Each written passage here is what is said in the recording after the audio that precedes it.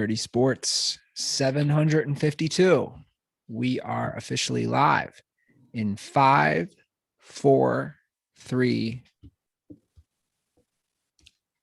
Welcome to the Dirty Sports Podcast. I am your host, Andy Ruther, coming to you live from Cincinnati, Ohio, with my co-host from Los Angeles, California, Joey No Chill Prano. What's up, Andy?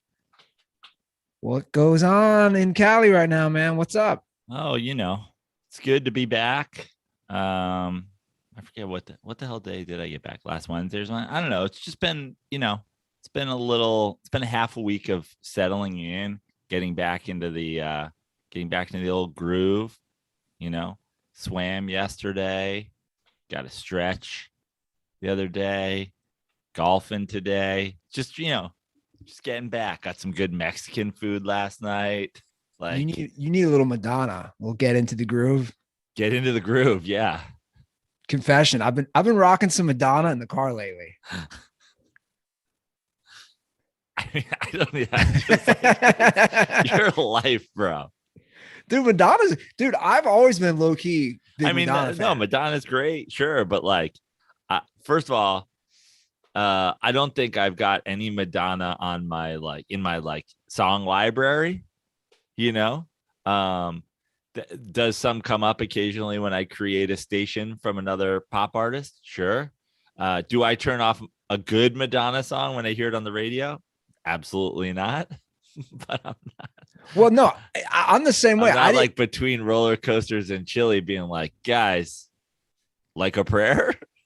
Well, it was the same thing. It popped up in my Spotify, and next thing you know, I'm listening to Immaculate Conception, and all those songs, which that was like a first greatest hits, which was probably 2000, 2005. I don't even remember when she put that out, but I was like, man, Madonna was the shit, dude. She's old now. Yeah. How old do you think Madonna is? Let's see if we can guess. I'm going to guess 65. No, I'm going to say, let's see. Hold on. Let's think about this. You're probably in there. 63, 62. 62. She'll be 63 next week. Yeah, you're right. I was fucking up the math at first, but yeah. Because you think about it, she kind of came on the scene mid 80s and she was young 20s. Yeah. Early 80s, man. Yeah. 83, 84, right? Yeah. Her daughter's looking good. Is she legal? I don't want to say something that's going to make me canceled. Right? I have no idea. How old is she? I have no clue. Didn't Madonna want to feel old? Madonna's daughter's 31. She's 24. Okay. You're safe, Andy. I am safe for now. They'll get you. They'll get you eventually. They're always creeping around the corner. They're like that groundhog, just lurking. I did see a dead raccoon, just like when I went for my run this morning, just like laying like this with his tongue out, all bloody. Not gonna lie, there was a part of me as I ran by. It was like, good. You guys are a menace to society. Stopped, took a selfie, gave it the finger. No, I didn't do that. So that's my life, Joe. Yeah, great. When you run, do you run out your door? Today I did. Depends. Sometimes there's a lot of actually good trails around here that I've been hitting up. But today I did. I've been battling a little back issues again. I get them every 6 months, bad. I just fight roller coasters. No, it's TMS, but I fight through it like Sarno always says, and I always feel better.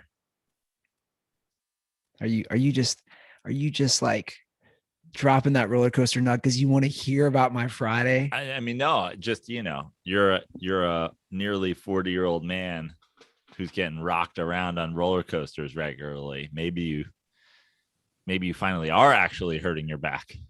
Well, I just want to say that I should be mayor of Cincinnati after the triple header or triple crown, whatever you want to call it, that I completed on Friday. A feat that I assume not many Cincinnatians have done within a 24-hour, actually a 12-hour period. I did Kings Island, a Reds game, and finished it off with Skyline Chili. Oh, you went chili at the end. Yeah. Just a little nightcap. A little nightcap. What time is fucking Skyline open till? Midnight, the one near me. Wow. Yeah. So those late night chili runs. Oh yeah. They get the drunks or the stoners like me. Now, when I worked there, it used to be open until 3 on the weekend. Wow. So did a little Kings Island, my little brother's family on Friday. It was nice, except for my niece had a meltdown. We're concerned about her future Kings Island status. Well, time's running out on this season at Kings Island, right? Yeah, yeah. But what would you have a meltdown over? Well, she's 9 and she's done the big coasters. We haven't done the biggest one yet. And I don't know what happened. We went back on the one Diamondback, which is a big one. It's like 230-foot drop. You go 80 miles an hour. Some of the stats for my coaster stat nerds out there. Anyway, I didn't see because they were in front of me. My brother said once she got locked in and it was about to start, she's like, I don't know if I want to do this. And she's already done it. And he's like, dude, he's like too late now. And he said it was going up. She's like terrible. He's like holding her hand and he's like, this isn't good. She cried the whole way. Like the picture. But she already did it. I know that's what we're trying to figure out. And not only did she do it, she enjoyed it. I don't know if because him and I were laughing amongst each other going, oh, here we go again. Because we're looking at each other going, God, we're doing this again. We're such idiots. And then there was a couple in front of us saying how scared they were. I don't know if that got in her head, but I mean, she was shook. She didn't ride anything the rest of the day. The picture is her bawling that they take. She's bawling. Kind of hilarious. It's pretty funny. My little brother made a really funny joke because she's the one who does gymnastics and she's real serious. My little brother goes, dude, she went full Simone Biles. Yeah. Like she was a rock star all summer, like Simone Biles, the GOAT. She was a young girl riding all the coasters and then just had a meltdown. The spinsies kicked in. Yeah. We're absolutely positive she wasn't molested between her last 2 rides. Yeah, we're pretty sure. Fucking jackass. So did Kings Island, rushed home through traffic. Okay. Took a quick shower. Cutter picked me up. Get that Kings Island off you. Oh, dude, it was so hot. I was stinking up the joint. Got a quick meal in. My buddy Cutter picked me up. Took me down for a little Reds Pirates Friday night action. How'd the Reds do? They killed them. 10-0. They put up 6 in the first inning. 7 in the first. The Reds swept. The Pirates are trash. Yeah. But nice little Friday night. Fireworks always on Friday nights. And I'll tell you what, fireworks on edibles are actually enjoyable. Really enjoyable. You are. Can you just like adopt a kid or something? Because you're already like a 40-something Midwest dad. Yeah, I know. Just adopt a kid. Well, who needs a woman when you can just take your kid to fireworks and Kings Island and chili runs? Yeah. So after the game, you should honestly like sign up for the Big Brother program. I should. I did it for a while. Yeah, I've thought about it. I've really been thinking hard. Like, I think I'm ready to have kids, like for real. This has been like a training period for me. So do the game, do the post-game fireworks, walked around. There's an area called the Banks where all the bars are open. It's open container. And I was like, dude, we got to get Skyline. We gotta finish the night off because there's one right by me. And we went and I crushed 4 cheese conies and chili cheese fries, which was regrettable decision. What are conies? That's the hot dog? Yeah, it's the hot dog cheese. You had 4 hot dogs? Loaded with cheese. If you look at the picture, I posted on Twitter. You had 4 hot dogs. They're like full-size hot dogs? Yeah, they're small ones. They're small. But like loaded with cheese and chili and mustard. 4 of them. Yeah. I was on 2. Dude, I ate, again, for me, I ate 2 5-milligram edibles, which is a lot for me. You're insane. It's just a lot for me. You are insane. You are like a At this point, you're like the hip, like Episcopalian like minister or something like that. You're like a youth minister. You're like, guys, some 5 milligram edibles. Let's eat some hot dogs. Go to the fucking roller coaster. Like, you're not doing anything bad, but like you're like, yeah, I took some edibles and then I housed 4 hot dogs. That's the thing. That's what I'm saying. I'm under control. Like I might be under the influence of a little. I disagree. You ate 4 hot dogs. Well, I was out of control. I was stoned, man. How many hot dogs do you have at the ball game? No, I just had a slice of pizza. Okay. Yeah. Did a nice little walk around. The Reds were just crushing it. I was like, let's do a walk around the park. Let's check it out. But I was in that stoned mode where I can't really have good conversations. You know, like so Cutter just brought you to the ballpark and then you wandered. No, we wandered together. But afterwards, you know, how's my boy Cutter doing? He's good. You know, he's an avid golfer like yourself. I think he was hitting the links the next day. He recently did is it Whistling Straits in Wisconsin where the Ryder Cup's going to be? Yeah, that sounds right. Yeah, the Ryder Cup, I think in a week or two. He recently played that. He said that was a bucket list. Like it's that good of a course. Yeah.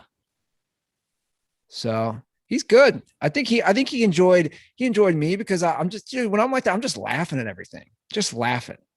I am also, I swear to God, when I'm on edibles, I feel like I turn into it. Like I have dog hearing. My hearing is like, I could hear shit across the whole stadium. Like I feel like I'm in the CIA or something. You think people in the CIA have exceptional hearing? I don't know. I think they do. But yeah, that was my Friday. I completed the triple header, the Cincinnati triple. Now I made that up, whatever the Cincinnati triple header is, but yeah, I mean that's 3 Cincinnati. Well, you know, they say California, the California double and the California triple. California double is if you can surf and snowboard or ski in the same day, and the California triple is if you can mix in a skate at the same time. Ooh.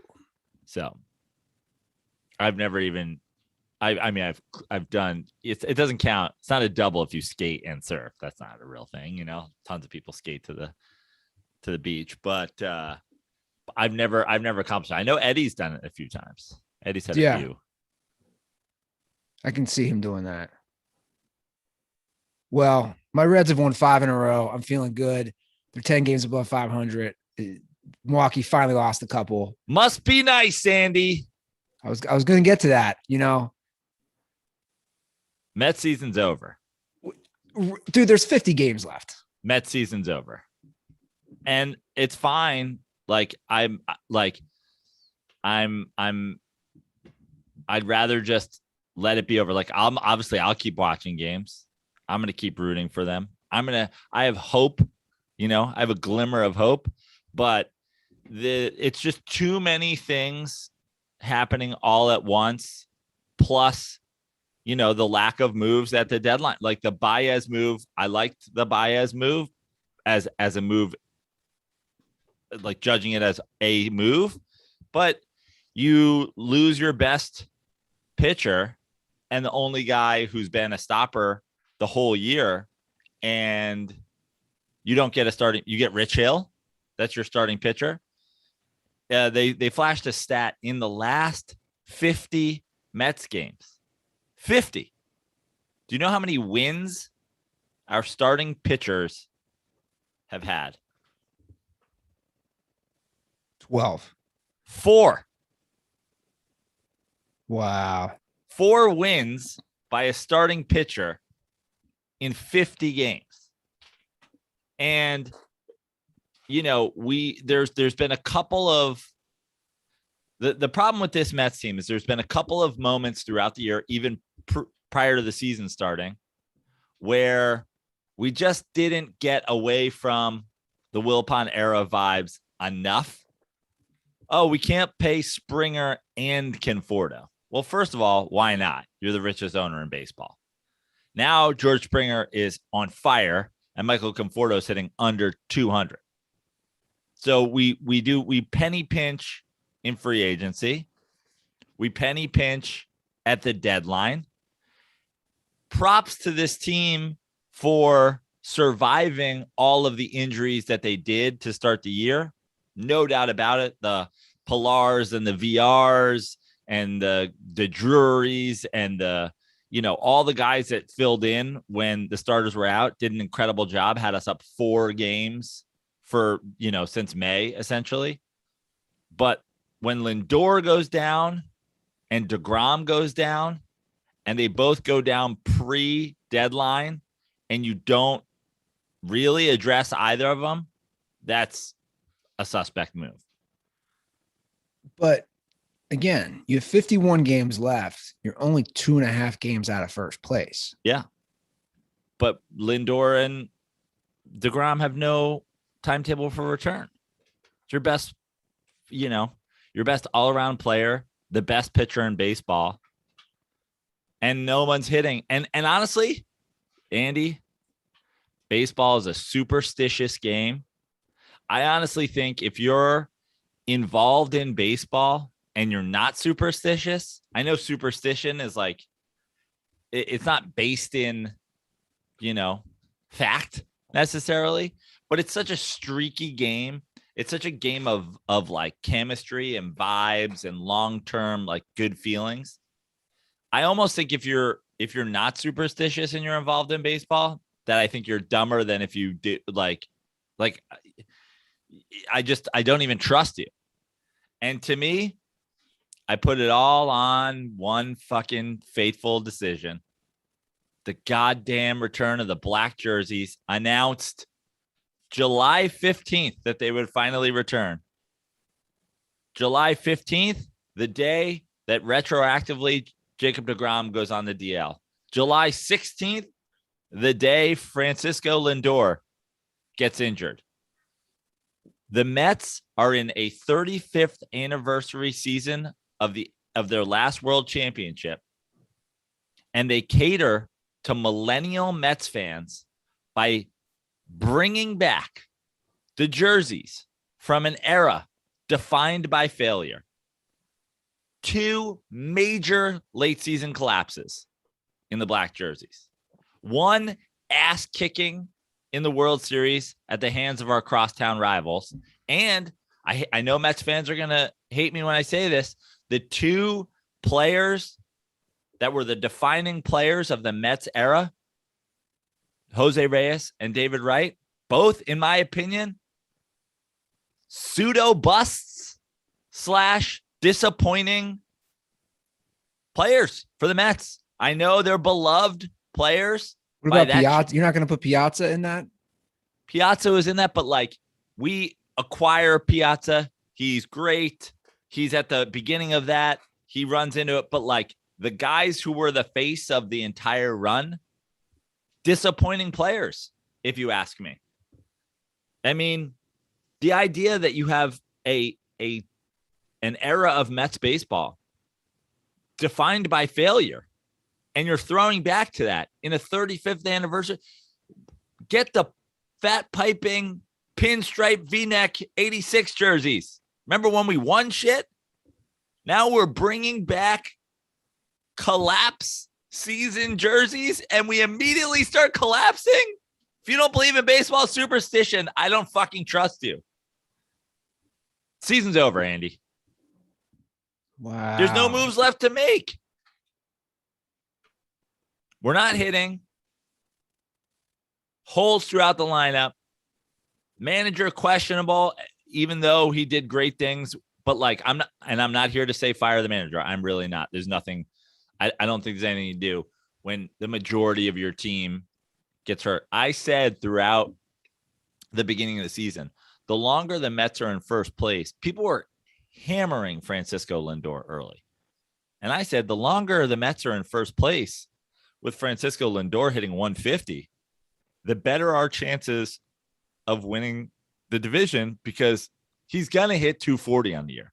So that means if he hits 150 for 4 months, he's going to hit 300 for 4 months. And the bottom line is he's out. DeGrom's out.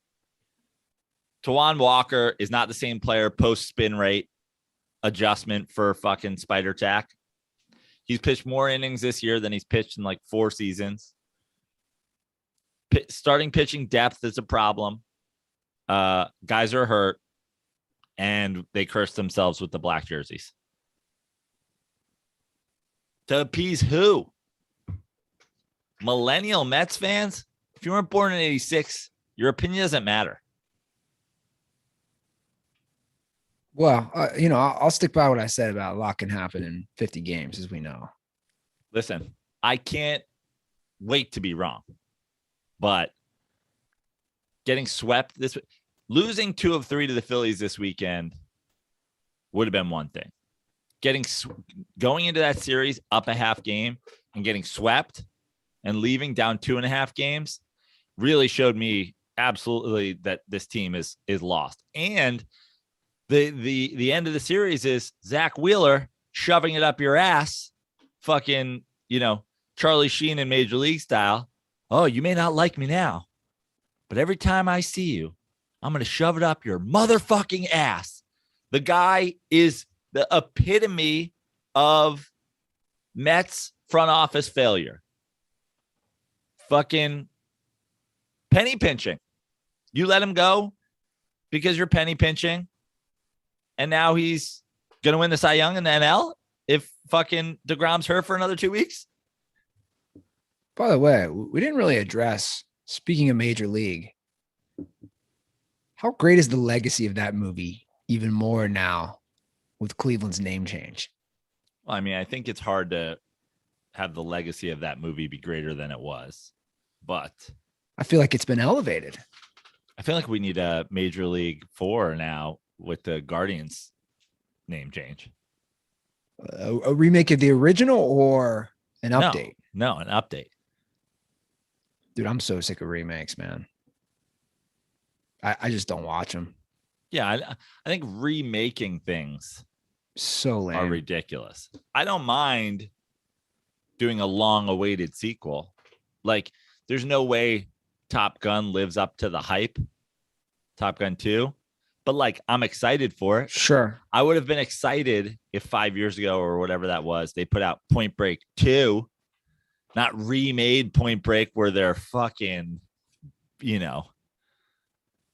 snowmobiling and shit. You're like, what the fuck is this? I never saw the second one. It was horrific. I heard bad things. It was one of the worst movies I've ever seen.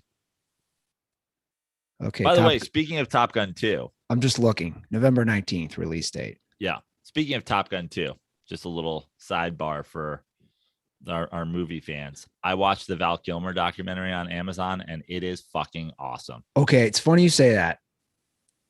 I watched the trailer Saturday night. I was going to watch it, and I said, you know what? I'm going to go with Tombstone tonight. I'm going to watch a Val Kilmer movie that he's in. Great movie, by the way. Yeah. And I'm going to watch that next. I had brunch with my brother yesterday, my oldest brother, Elliot. He just watched it too. He said it was amazing as well. It's awesome. It's so good. And I'm such a Val Kilmer fan from obviously Top Gun, and like his shit about Top Gun is amazing. Just like, I mean, the whole thing is really, really great. And I already loved him, but you can't help but you walk away from this like being like, oh, he's the fucking coolest dude ever.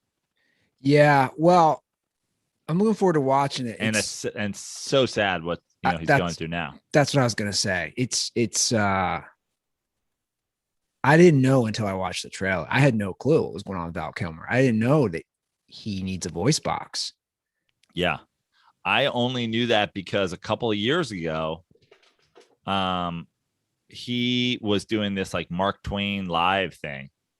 And he did it one night at the Irvine Improv. And I was like, I should go to that. That would be fucking dope. And I didn't go. And then I was like, oh, I'm going to go see it.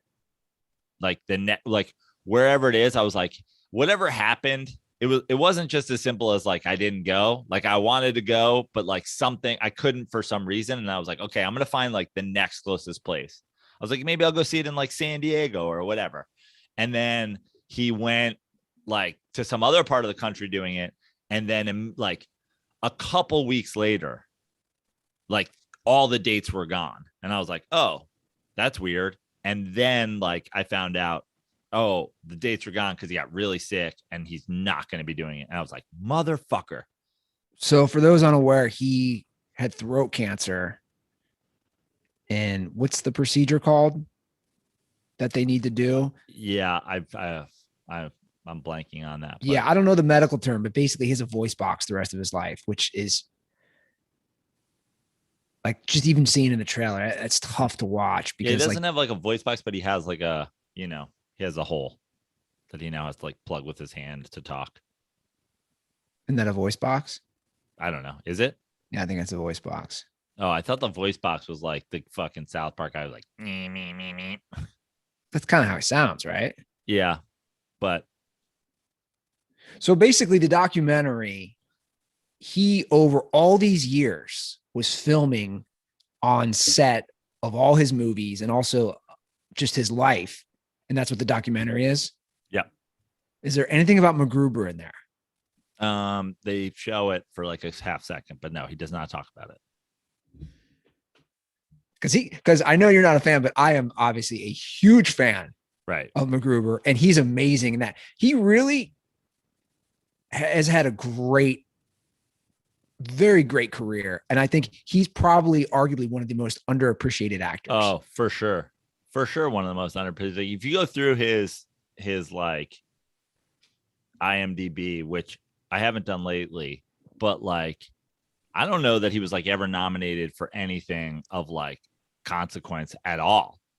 And that's crazy when you think about like Tombstone, when you think about The Doors, when you think about, I mean, so many movies where he was just like underappreciated greatness in some movies through the years. Yeah. So that's worth a watch, huh? Oh, it's really good.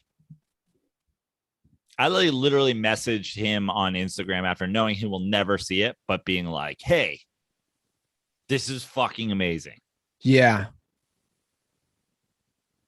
That's great. So I'm looking at his IMDb. Looks like he might have a cameo in Top Gun. I wonder if that was filmed before he had his surgery. Yeah.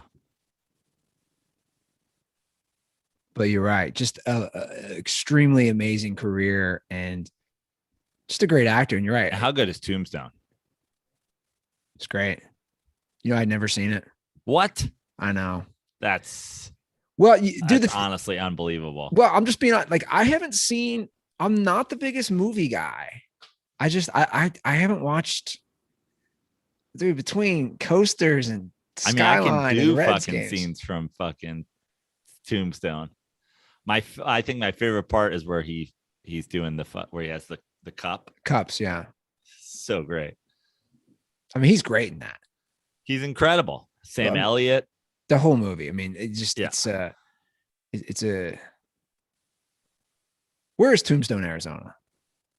I mean, I have no idea. I've been through it. I want to say it's like between Phoenix and Tucson. Let's see here. It is. I'm looking. But kind of everything is, I guess. I don't know. So it's southeast of Tucson. Southeast of Tucson. Yeah, it's very close to I've been through it on my way to Nogales, probably. Yeah, well, Nogales would be on the 19.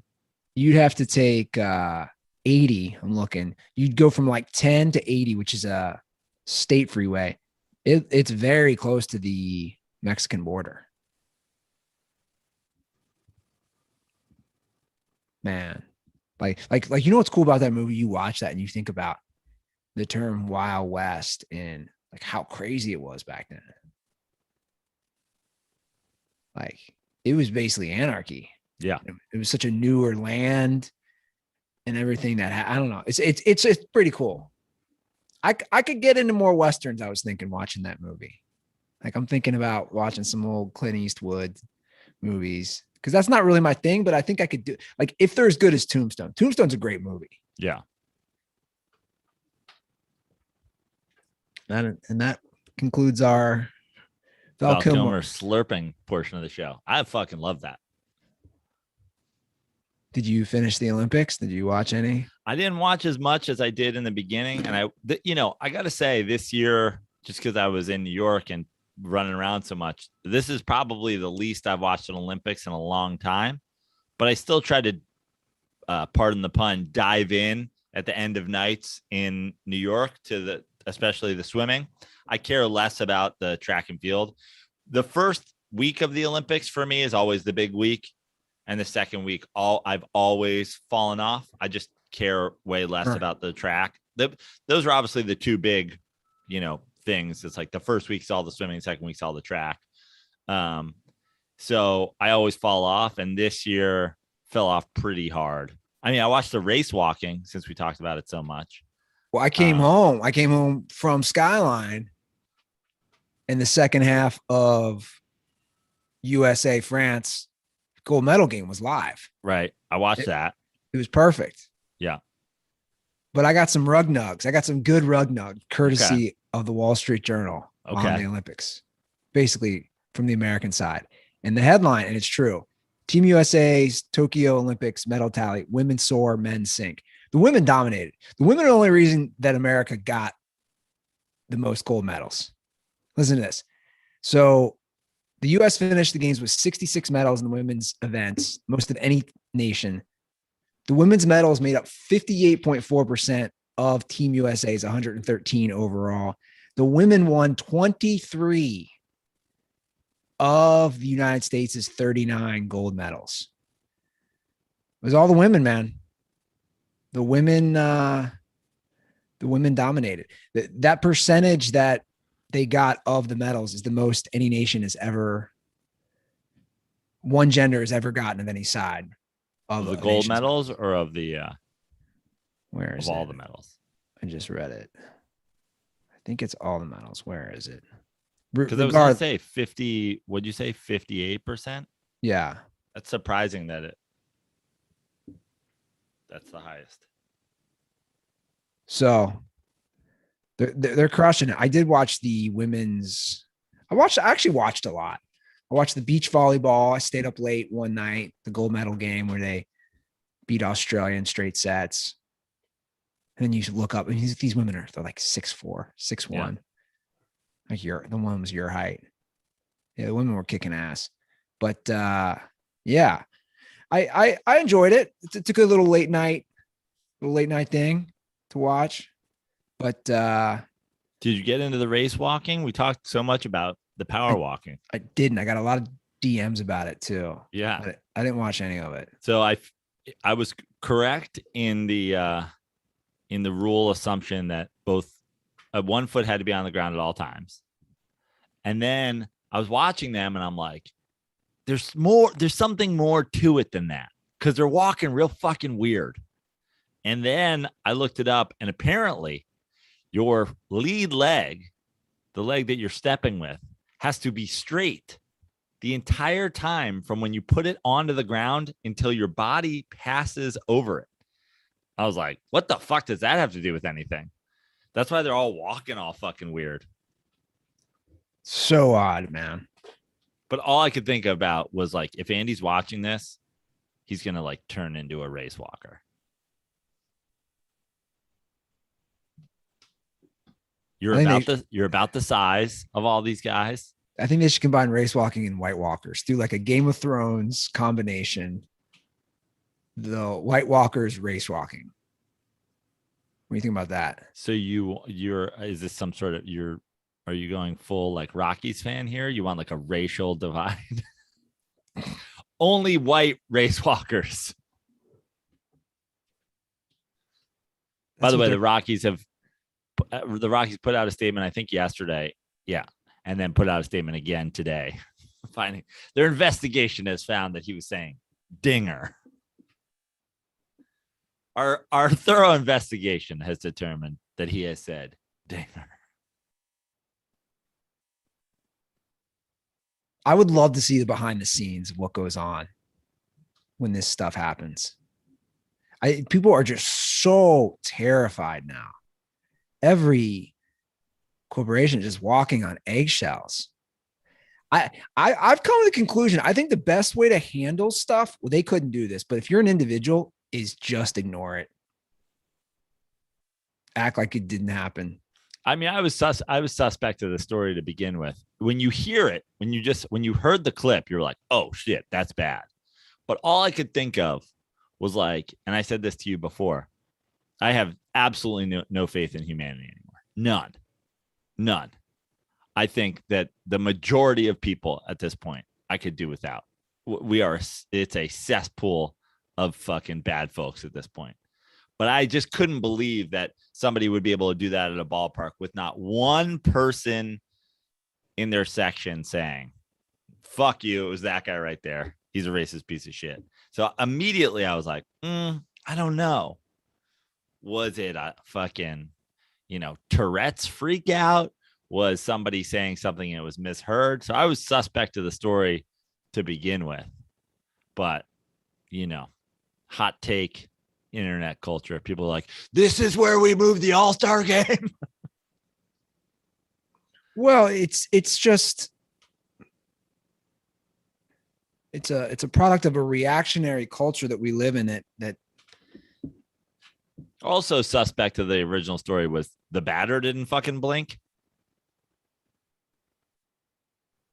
Yeah, well, the video, if you watch it, he's looking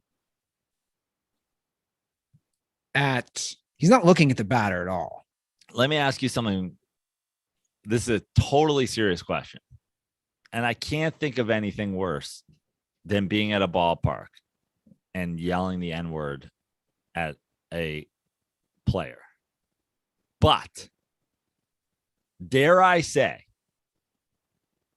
that this story actually made me realize that there is something worse. Being a full-on adult, screaming across the stadium at the top of your lungs to try to get the attention of a baseball mascot. What? Put the guy in jail for that? That's pretty pathetic. Could you imagine being across the diamond from Dinger, the Rockies mascot, and desperately needing his attention as an adult male? What the fuck do you need, bro? Put the guy in jail for that. Yeah, and I'm watching the video again right now. Dinger! He Fucking Dinger! Bro, relax. Hold on, I'm gonna play. That guy's a serial killer.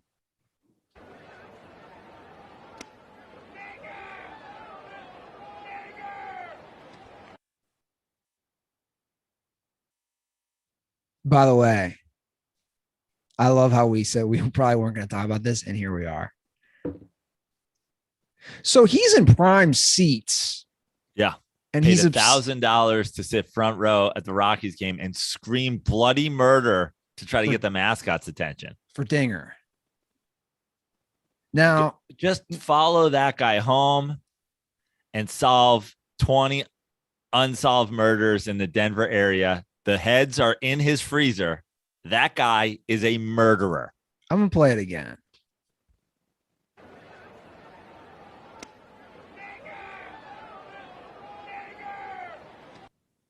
God, it's really close. I mean, it really does sound like he's saying the N-word. I mean, because where's the N in Dinger? Yeah. I think he's so excited. He's just, or was it a Freudian slip? Yeah. Or maybe he's trying to get the attention of the batter to get the attention of Dinger for him, which would be really reckless. But if you look at the video, he's not even looking at the bat. He is looking. He's facing the mascot. And that's another question. Listen, I say arrest this guy for desperately needing the mascot so much. Why is it the mascot named Dinger? It's kind of a lame. It's like a home run. I know, but it's Dinger. Don't you have like Lucy the Red or something like that? That's the prostitute. No, we have Mr. Red. Right.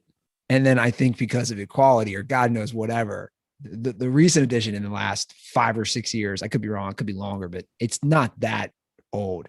Rosie the Red. Rosie.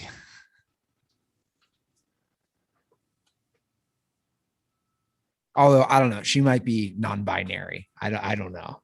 I don't want to assume Rosie or Mr. Red's gender identity,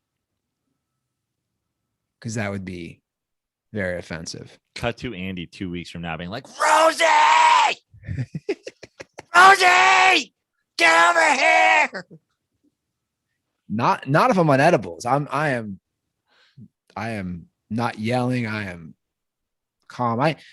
There was a very obnoxious girl in back of us at the game, and I didn't approve of her language, to be honest, especially when I was stoned. I thought she was being very loose with some of the language in a family section.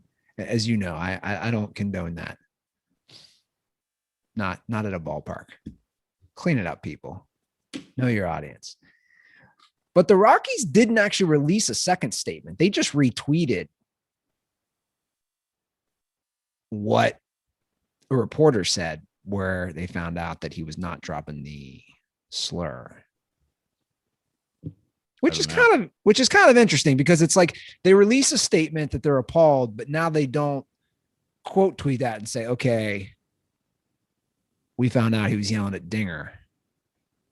Well, I only know because the Atlantic gave me an update 3 minutes ago. Rockies investigation finds no racial slur towards Marlins Lewis Brinson. Source. A source told the Athletic on Monday.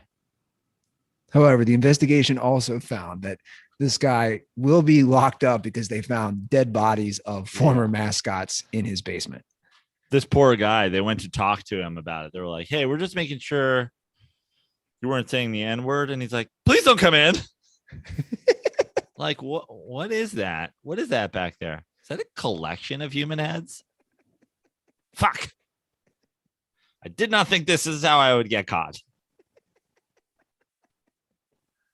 I really regret screaming bloody murder at the mascot now that you guys were here. Sir, did you drop $1,000 on seats to harass our mascot? You didn't even watch the game. What if he's a Furby? Started getting suspicious that he was a murderer when he was alone at a ballpark in the front row yelling for the mascot. What if he's a Furby, man? What if he's into that? Isn't that what Furbies are? Like, they're into sexual furries. Furbies are a toy. Why do I always say Furby? I used to have a joke about furries because, like, the thing was like when people talk about like how they knew they were gay. I know this joke. It's funny. I never did. I did it like 4 times. So like people always tell the story of like how they knew they were gay. They were like, I was a kid and, I was like hanging out with my buddy and like, I got a boner and like, it's like and then I realized like I'm attracted to guys. It's like, how do furries figure it out? They're just like at the ballpark with their dad, 6 years old, at their first game. The Mariner Moose comes by and they just get rock hard. They're just like, I want to fuck that moose. Dude, to me, that's a hilarious joke. I think I want to fuck that moose. Oh, man. I think I might be a furry. Yeah, I'll tell you what, the dad fucking years later when the kid's 13 just comes in, finds him jacking off to the San Diego chicken. What is it? What did Milwaukee do? The barrel race where they got all the mascots together? Yeah. It's like an orgy out there on the field. The kid's like, Dad, can we go to the All-Star game? Why do you want to go to the All-Star game? It's so it's all the different teams. Can we go to Fan Fest? Yeah, but why are you bringing fucking lube with you? Yeah, do we know that guy wasn't trying to pleasure himself while I was yelling for Dinger? Do we know where his hands are in that video? There's a lot of questions. I bet the furries love the Philly Fanatic. I would love to see like the furries top 5 sports mascots that turn them on. So what do furries do? When dude, I know we've talked about this multiple times in the show, but when they get together, we're getting canceled for kink shaming. Cancel. So if they do, I love that term. That's a hilarious new, just made up bullshit term, kink shaming. It's like no one's shaming anyone. We're laughing about it. I have things that I'm into that's probably you can laugh at. Just that's the through line in all this. People can't laugh at themselves anymore. They can't see how ridiculous they sound. I'm a grown man and I did a triple header on Friday. That's ridiculous. It's funny. But seriously, don't kink shame me for my triple header. So back to my point, I wonder like what the mascots are that they really are into. And now sexually, are they wearing the are they just dry humping? Like what are they? So. I think they're just dry humping. I can't say for sure though. I need to go to a furry convention. The new generation of furries, like kids today, like, oh, we were watching the Super Bowl. I was a big sports fan, hanging out with my dad. Then the Masked Singer came on. I started getting sweaty. I had to leave the room. Oh yeah, the Masked Singer is that's like porn TV. Yeah. Well, and some sad news. This is the great natural segue. Rest in peace, Bobby Bowden. Oh yeah. Florida State football legend. I mean, for you and I, he had an insane run there in the middle. I'm going to bring that up, dude. For guys like you and I who are, older than probably a lot of our listeners. I mean, his run, I don't think people understand how good every year, the consistency. Now, it's not a Bama run as far as titles. He only won 2, but listen to this run. His first year as the head coach, Florida State went 5-6. That was his only losing. What year was that? 76. Yeah. That was his only losing season in 34 years. In 77, the next year after his first year, they got their first bowl invitation and they made 28 consecutive bowls. But this is the streak that's wild. For 14 straight seasons. From what year to what year? What ended in 2000. So we'll say 86. Okay. 86 to 2000. Florida State won at least 10 games and finished ranked in the top 5 of the AP poll. That's crazy. That's insane. And they played less games than they do now. Yeah. But just the top 5 every year. Like even if you win 10 games, the idea that every year your top 5 is bananas. And that, again, that's what we grew up with from 86 through 2000. They were always, if you finish in the top 5, you are basically in the title hunt. And obviously there was no playoffs and they only won 2 titles in those 14 years, but top 5 for 14 straight years. I'm assuming Bama's done that in the last 14 years, but to be honest, every year been in the top 5. That's what I'm saying. But to be honest, I don't know.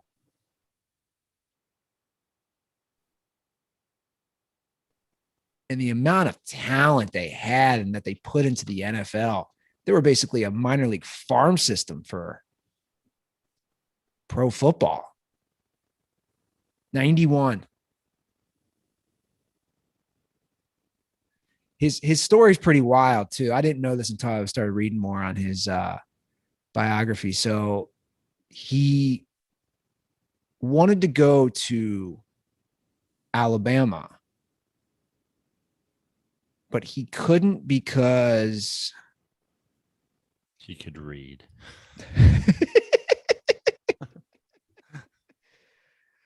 What was it? It was so interesting. Yeah, so he wanted to go to Bama because he's from Birmingham. And at the time, Bama's policy, listen to this policy. Listen to how crazy the sports world used to be. This is wild. He was going to go there to be quarterback. He was that good. But at the time, their policy was freshmen couldn't get married. What? And he really wanted to marry his high school sweetheart. What? Dude, this is the truth. That's a double whammy. They were like, freshmen can't get married, but he really wanted to get married as a freshman in college. So he walked away from Bama because he knew if he married his high school sweetheart, he was not allowed to play on the team. So then he went to Howard College, a smaller school, which is now Samford University, where he played football, also baseball and track. So he was Obviously a great athlete. That is wild. I love that was Bama's stance back then. Yeah. Like in the 40s. That you couldn't be married as a freshman. Now, they didn't have time. They didn't have time then to vet whether or not you guys were related. I was you beat me to it. You beat me to it. I was just about to make a incest cousin joke. Or they didn't have time to make sure you were related. Yeah. Well, he was awesome. And let's look at the program. I know he kind of fell off towards the end, but that happens when you're there that long. Look at Florida State since he left. They've been a debacle. So I mean, they've won a title, right? Oh yeah, that's right. It's true. How could I forget the Jameis year? Yeah, how could you forget? So rest in peace, Bobby Bowden. And more NFL news. Forbes released the highest or the franchise values for all NFL teams, I should say. It's crazy to see how much they're worth now. Cowboys are worth $6.5 billion, Prano. That's bananas. Patriots coming at number 2, worth $5 billion. Your Giants 3 at $4.85 billion. This is so I was about to say in my head, those are the top 3. And then I was like, it gets dicey. Like, do we go, is the next thing like a Rams? Yeah. Okay. $4.8 billion. And then like Niners? Washington. Okay, right. Washington's always up there for some. Niners are 6. Okay. 7 would be the Bears. 8 Jets. 9 Eagles. 10 Broncos. Okay. Now your bottom, your last, see if you can guess the last 3. The Jags. For the last 3, no. The Bengals. Close. Bengals are 31st. Who's 32nd? Oh, okay. So who is dead last? I'm trying to think of like old stadiums because I feel like that's important. It is important. I'll give you a hint. They're good right now. The Browns? No, Bills are 32nd. Bills. Okay. So yeah, that makes sense. Small. So Bills, Bengals. And then 30th. Who's 30th? Old stadium, right? Well, it's not that. I mean, yeah, I don't know. It's not the Jags? No. It's another Carolina? No. I don't know. Who is it? Detroit. Wow. So Detroit's 30th. The Browns are 29th. Titans 28th. Jags are actually 26th. But here's the crazy part. The Bills and the Bengals are both valued at more than $2.2 billion. Right. As the least valuable franchises. It's all about the TV deals. I mean, I can't reiterate this enough, guys. You don't need to sell seats. Like that's always the joke in Cincinnati. Not a single person could show up to a Bengals game. It doesn't matter. Not a single person. And they don't have to watch it on TV either. Like ratings don't matter. Seats don't matter. The only thing that matters is the actual like 10-year contract that the NFL signs with whoever. I mean, it's true. So, and obviously, like I said, the reason I went with the teams I went with at the top is then also those stadium values. Yeah. Like there's no way the Rams were valued that much when they were in St. Louis. Sure. There's no way the Rams were valued that much 3 years ago when they didn't have a stadium built. But now you have this real estate, a big thing. Like,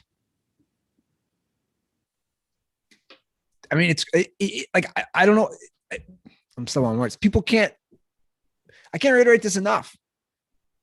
It's all about the TV deals, which again, in a sense, we've said this for a while now, like the ratings is kind of insignificant because, okay, take this year. Well, the NFL, like, I mean, they care about the ratings, but like it's like real estate. Their TV deal isn't getting smaller next time ever. No, and that's what I'm looking at. So each team is going to make $220 million this year off the TV deals. Each team. By 2032, in 11 years, each team will make $377 million. So the idea that you're going to make $377 million, no matter how your team does, basically, provided your operating costs can be offset by how many people go to the games. And sure. Like, if all you do is break even on your operating costs by selling tickets and parking and concessions, you'll make $1 billion in the next 3 years. Well, that starts in 2032. Right. But give or take, you're going to make what is it right now? 220 million. Right. Next year it jumps to next year it jumps to 249. Year after that, so 264. So you're going to make in the next 4 years, you'll make $1 billion. And here's the thing that the NFL has done is they've diversified their portfolios with their teams. So they're now investing in other companies. So all 32 teams have equity investments in the following things: Fanatics. So like the sports merchandise. Yeah. Every NFL team has a chunk of that. Skills, which is mobile gaming. Genius Sports, which is a sports data and technology system. So all these different things. And they list a bunch of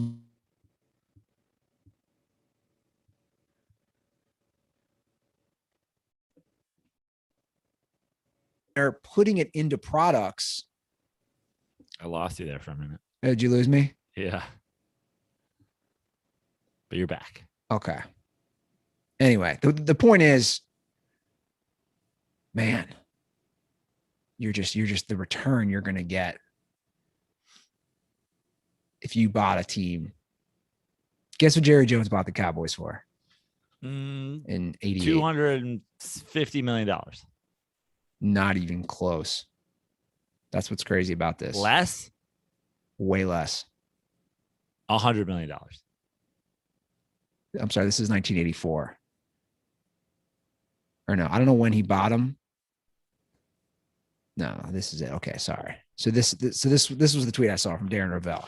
Trump passed on buying the Cowboys in 84 for $50 million. The art of the deal. He said he felt sorry for the poor guy who's going to buy the team. A sucker, loser, losers. What a sucker the guy is who buys this franchise. America's team? I don't think so. I'm America's team. Where I am, that's the team America's going to root for. Yeah, that's one he missed. Big time. Big time. Now valued at $6.5 billion. Oh, instead, I was going to buy it, but instead I've decided to turn Atlantic City into the Taj Mahal. They've since blown up that casino, and the Cowboys are worth $6.5 billion. Well, it's crazy because Jerry Jones now, he's got all those other. So Jerry Jones paid $150 million in '89. 5 years later, which is still nothing. Absolutely nothing. Congrats to the new Hall of Fame inductees. Did you watch any of those? I watched some clips. Great class. I watched the Peyton Manning one. I watched part of the John Lynch one. I heard Edgerrin James' speech was good. I haven't watched it yet. But Peyton, a lot of talk. I don't know if you saw the internet booming with this, that part of Peyton's whole vibe with the speech, and the for the future of football rap that he did was Peyton Manning for commish. Let Peyton commish. That'd be great, man. Be fucking amazing. We'd lose him on Monday Night Football, though. No, yeah, that would suck. But for the future of football. Also, who says he can't commish and broadcast? Pete Rose was managing, playing, and gambling on games. We got a call about that. We're going to get to actually. Pete Rose? Yeah. Great. Nice segue by me. I mean, you didn't even know. You didn't even know. No, I absolutely didn't. Yeah. Great class. I like that. I didn't know about that. I didn't see it. I didn't follow enough closely on social. I like a former player because then he's going to get the respect from the current players and the future players. I don't know how much the current players respect Roger Goodell. No, I don't think they respect him at all. Also, I mean, if I'm paid money, I wouldn't even want the job. There's no way. It's a tough gig. It's a tough gig for sure. It's a thankless gig. A bunch of psycho owners. You're beloved. Yeah. You're rich.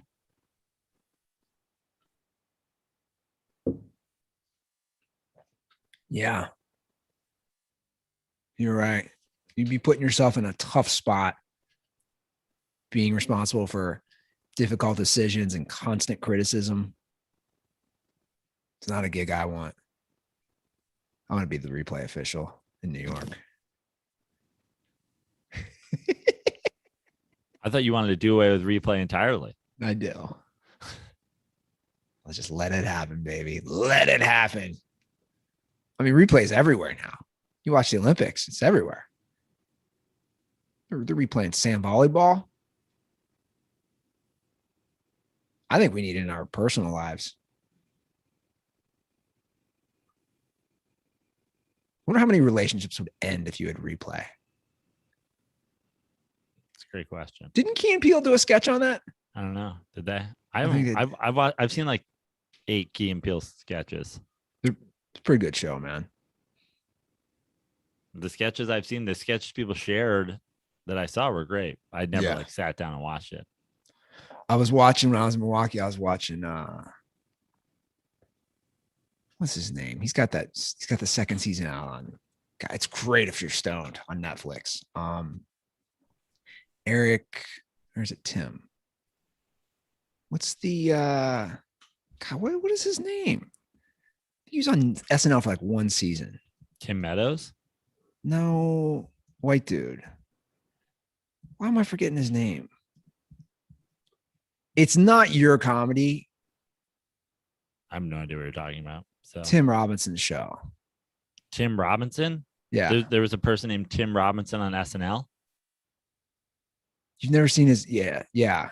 I know nothing about what you're talking about. It's like that out there sketch comedy. You never watched it? No idea. I haven't watched anything on Netflix in I don't know how long. Yeah, they're short, quick hitters. I literally don't know the last thing I watched on Netflix. I never watch Netflix these days. Big into Ted Lasso. Season 2's out. Yeah, I got to watch that. Big into Dave. Season 2's out. So it's called I Think You Should Leave with Tim Robinson. I mean, they're out. Like if you got to be pretty baked. You don't have to be, but like if you're really baked, it's Guy and Couch and I were watching them when we come home and we just would laugh and laugh because they're so ridiculous. But it's more of the comedy that you're not into. I don't watch a ton of comedy in general, so. But like, I like some of the gag stuff or just, like here's one of the sketches. Here's a prime example. Chick walks in and she says, "Oh, we got to do the meeting now at the office." And he's like, "What about lunch? I don't get to eat lunch." She's like, "Dude, just push your lunch an hour." So he goes into the boardroom in the office meeting and he's hiding a sandwich in his sleeve and he keeps eating the sandwich. And they're like, "Dude, you're eating a sandwich." Like that's the type of sketches that you get where I'm laughing. Look at me, I'm laughing thinking about it. Where he's just nibbling on. He's like, "I'm not eating a sandwich." Like, we see you eating a sandwich. It's that type of stuff. That's not your cup of tea. No. But see, I can find the humor, like that stuff makes me laugh, just like a Chappelle show sketch would make me laugh or Key and Peele. Anyway, let's get to some calls. I just referenced it. We'll do the Pete Rose one first. I just referenced it. Okay. Hey, Joe and Andy, this is Fat Jason Kidd, just calling in to ask about the Pete Rose situation. I know previously you've said that you wanted Pete Rose into the Baseball Hall of Fame, but given the fact that while he was just like betting on his own team, the fact that he could manage his bullpen one way or the other to try and win himself some money kind of makes it problematic, even though it was just betting on his own team. So interested to see what you think about that concept of him potentially just managing the bullpen and trying to put his team in situations to win more of the games that he bet on versus every game. All right, stay dirty. There's nothing new here. Like Rose always bet on his team to win. I mean, we don't know shit, right? Okay. Like let's just the findings, right? But let's just agree. If Pete Rose was betting on baseball, like I'm not leading anything out of that. Was he betting overs? You know, I was always I never bet on us to lose. Maybe, but the fact of the matter is Pete Rose should be in the Baseball Hall of Fame because don't let him fucking coach or manage anymore. But he has the most hits ever. So what the fuck are we talking about? What is it? Yeah. Take his managerial career out of it. He's still a Hall of Famer. Take it like the idea that we're punishing Pete Rose 30 years later. Dude, you banned him from baseball. You took away his livelihood. He should be in the Hall of Fame. Yeah. There's murderers in the Hall of Fame. Sure. There's racists in the Hall of Fame. You want to hear something crazy? Speaking of Pete Rose, I saw this stat the other day. I was talking about the Reds game. In the 70s, 6 out of the 10 MVPs went to Reds. How crazy is that? Mm-hmm. Morgan had 2, Bench had 2, Foster had 1, and Rose had 1. Yeah. Like, I wonder if that's ever been done before in a decade that 6 have gone to one team. No way. Maybe back in the day, certainly not as late as that. And then also the idea that 6 went to them for across that many different players. Yeah. Across 4 different players. It's wild. All right. Here's a call that crosses over New York and Ohio. I like this call. Okay. Hi, Joe and Andy. This is Nick D'Alessandro, formerly of Ann Arbor, Michigan, but now living in the tri-state area. Beautiful Nutmeg State in Connecticut. And I have a quick question for you guys. So, Andy, as an Ohioan and Joe as a New Yorker, I don't know if you guys saw it recently, but Ohio started doing a marketing campaign in New York City to try and draw people to Ohio. So they're putting up a lot of clever billboards around the city to try and get people to Ohio. So, for example, one of the billboards says, your buildings are taller, but our taxes are smaller. And I wanted to get your opinion on that. I think it's cool that the nice Midwest is biting back a little bit. And I just kind of wanted to see what you guys had to think or what you guys had to say as a New Yorker and then as an Ohioan. So, yeah, as always, thanks for taking my call. Keep up the good work and have a good one. See ya. This is a great call because it reminds me of something. I swear to God, I saw one of these billboards. Not that I don't know what, I forget what it said, but I saw one of these posters when I was in New York. I thought it was like a fucking Netflix sketch comedy ad or something like that. Yeah. If I hadn't been in a rush, I was like, I'm going to take a picture of this and send it to Ruther. And then I was like, oh, I don't want to get duped. Andy's going to write me back like, oh, that's an Eric Andre fucking bit or something like that. I didn't. I saw it and I saw it. I recognized it. It might have been in JFK. Might have been like when I was first getting off the plane. And I was like, oh, that's not real. That's how I took it. So I'm looking. I did some research after I heard this call. I didn't know about any of this, for the record. So Ohio has now put $25 million into a campaign across the country. So these are some of the billboards. In Seattle, an Ohio billboard says, "Live where you can actually save for a rainy day." There's one in Boston near Fenway. It says 0% corporate. Put this whole town in your rear view. Yeah. 0% corporate tax. That's the ticket. Obviously playing off the ticket for the game. In Times Square, one says people should search for cost of living in Ohio versus New York City. So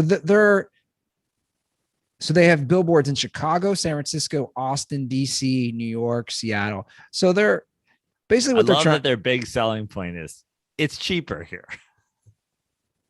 Well, that's obviously a huge selling point. I mean, the main one they were trying to get people. So what they're basically trying to do, as I skimmed through the article, is obviously a lot of people are moving out of big cities with COVID and blah, and blah, that's blah. just a fact. So they're just trying to capitalize on that. I think a more effective billboard would be you on a roller coaster in a Reds hat with a bowl of chili screaming, "Quality of life! Quality of life!"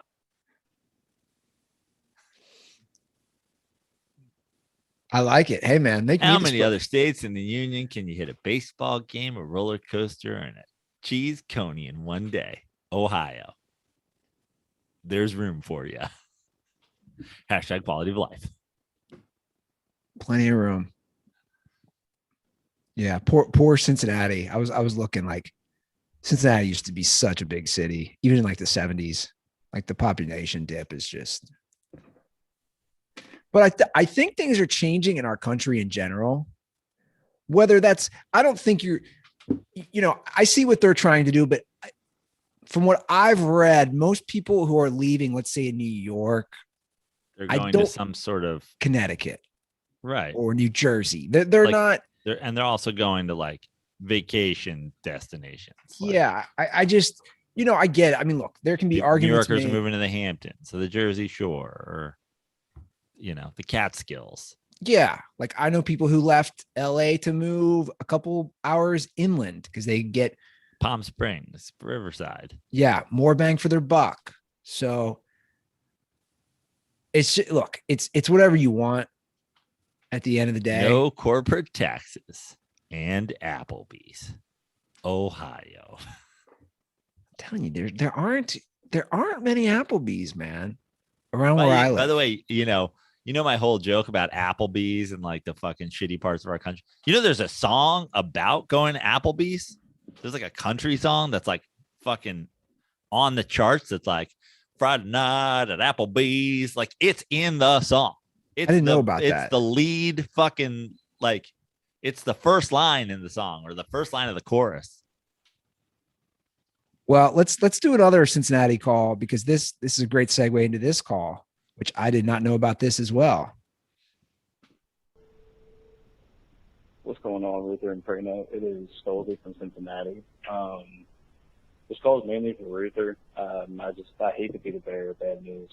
This sucks, man.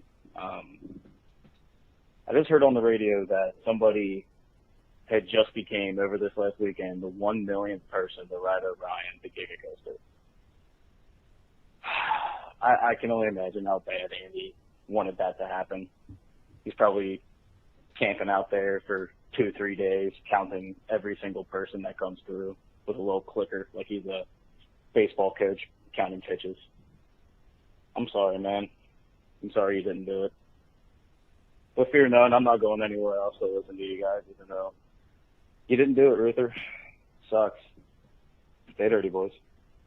I was not aware they were doing a thing, or they were keeping track who would be the millionth rider on Orion. Ironically, I was there this weekend. I was there Friday, and we didn't do it. You didn't do Orion? I haven't done it yet. You've never done it? No, it's brand new. Why haven't you done it? Well, because when I've gone, my niece hasn't been ready to do it. And I'm with my dude. I'm not going solo. I'm not leaving the family. I know you keep joking about it. I'm not walking away from the family to do it solo. I'm not at that stage. Really? I'm doing it Dude, by myself. I don't even fucking care about any of this shit. I went to fucking Disneyland with my brother and his kids and his wife. And we left his kid and his wife, his pregnant wife, together so we could hit like, hold on. Yeah, you went with him. That's what I'm saying is, so if I go with my brother, I've gone twice with my brother, his wife, and his 3 kids. Yes. Why don't you leave his 3 kids with his wife and go with your brother, or vice versa? Well, it just hasn't happened yet. Now, have we made plans for possibly going tomorrow night? Me and him solo. The last couple hours the park is open to hit Orion. Okay.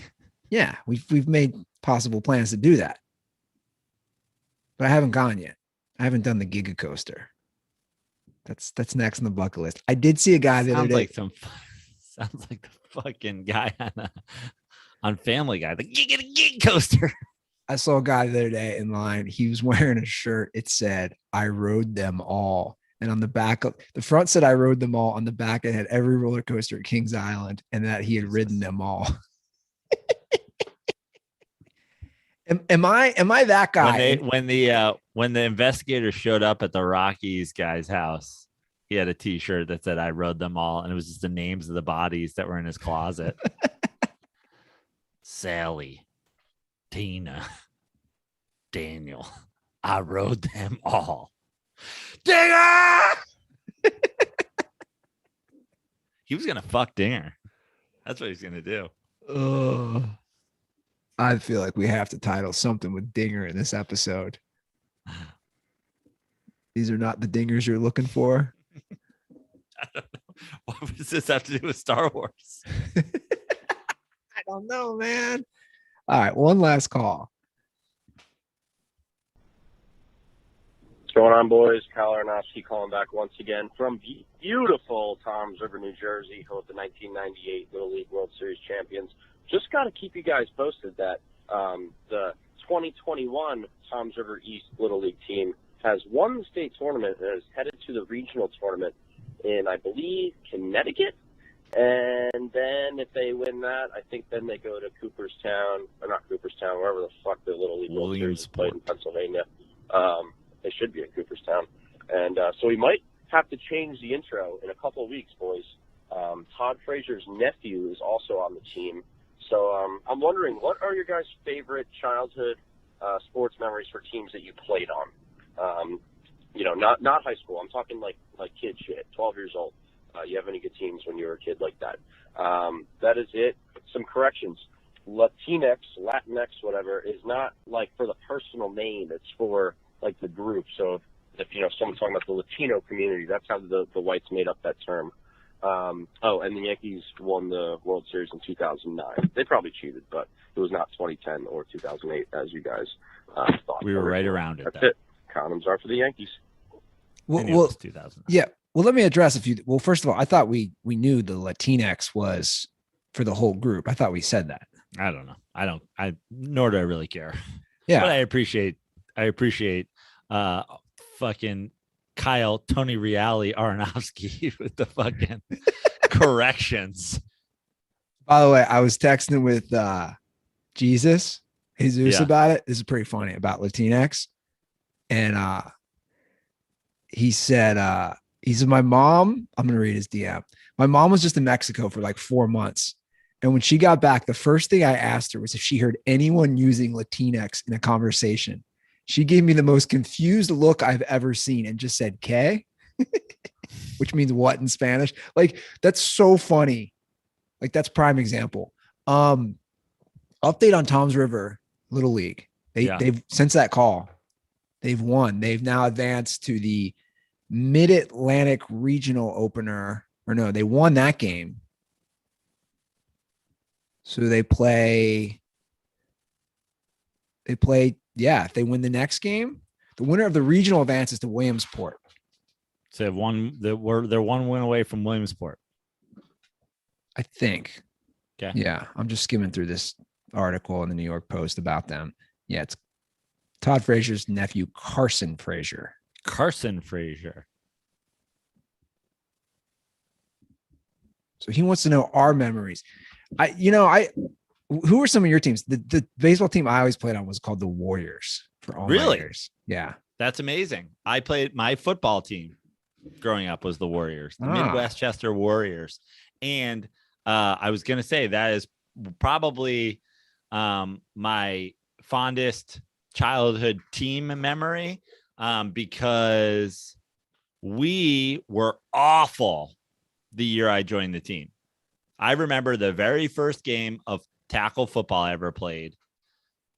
The other team ran back the opening kickoff.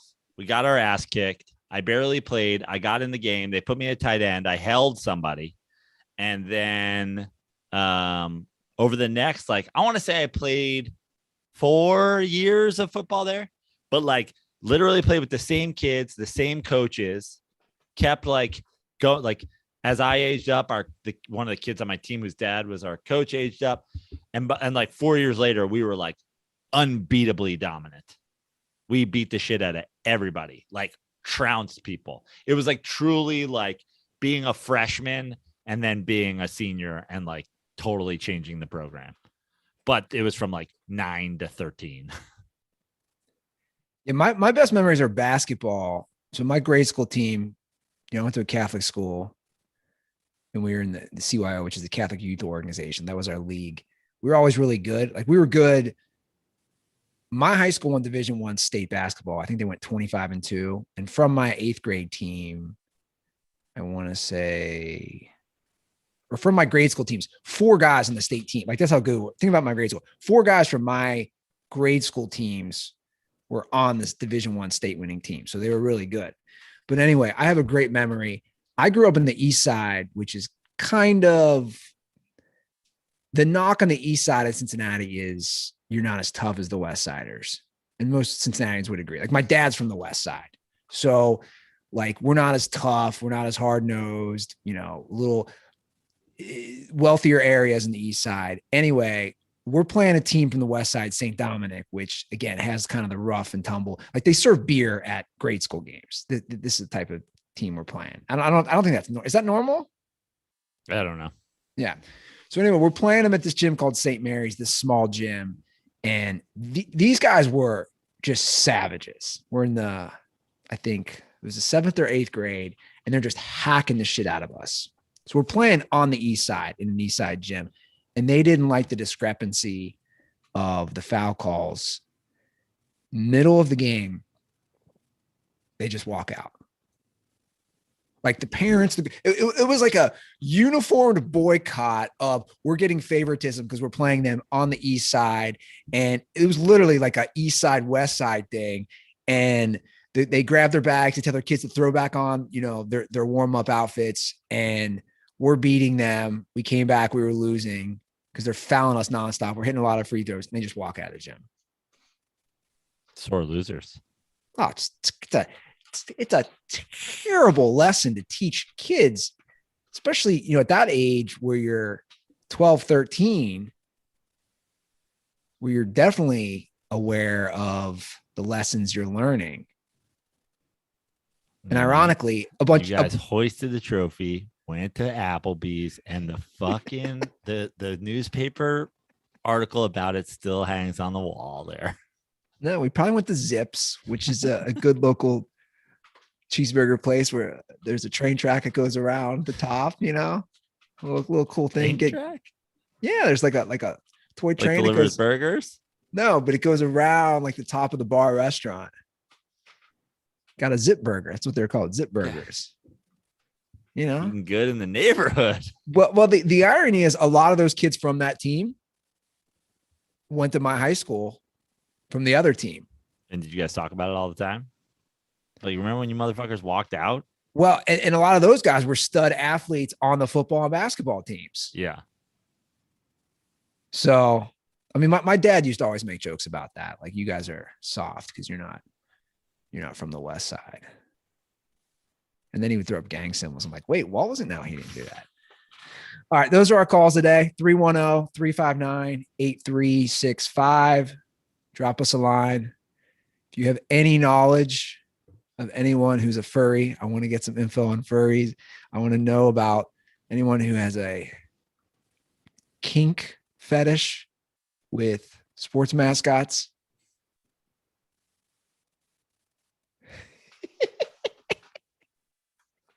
Dinger. Joe Prano. Show me your dinger. Follow me on all social media at Joe Prano or Twitter at Fix Your Life. A couple plugs for those of you guys who follow me on Instagram. Stickers are going out. Thanks for DMing me your addresses. I will be doing some shows here in Los Angeles this week. West Side Comedy Theater on Thursday. I am adding, not official, but I'm circling a few dates on the southeast of the United States that I might be joining Eddie If on. So keep following joeprano.com or my Instagram so I can announce those. Eddie's going on a little tour. I think I'm going to do some shows with him. Might even be coming to some towns that there are some verified dirt balls in. And definitely going to be in New Orleans the first weekend of October 1st and 2nd at the brand new and looking beautiful Comedy House New Orleans. So if you're down in that area, come out. It's gonna be a fantastic weekend of comedy and football. Giants at Saints. And then it's been a few weeks since I did a little charity push. The Walk Together to End Child Abuse and Neglect. If you want to help out, we've had a couple of dirt balls reach out to me and say that how excited they were that I talked about this charity. Go to endcan.org/walk together. There's some walks coming up in September and October to end child abuse and neglect. So please be a part of it if you want to, and there's one in your area. All right. Well, that is our show. Everyone have a great week. We'll see you in a few days. And as always, stay